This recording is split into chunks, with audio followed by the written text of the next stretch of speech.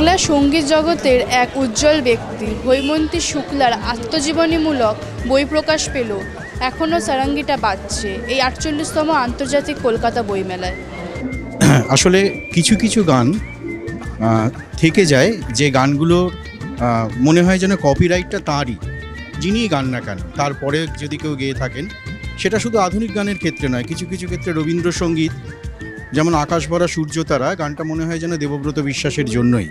এইরকম প্রচুর শিল্পীর প্রচুর গান আছে যে গানগুলো মনে হয় তাঁরই জন্য। হৈমন্তী শুক্লা অজস্র অজস্র গান গেয়েছেন, কিন্তু এই গানটার কোথাও একটা মানে মনে হয় এই গানের প্রথম লাইনটা মানি হৈমন্তী শুক্লা। শুধু এটা নয়, এখানে আরও একটা কারণ আছে।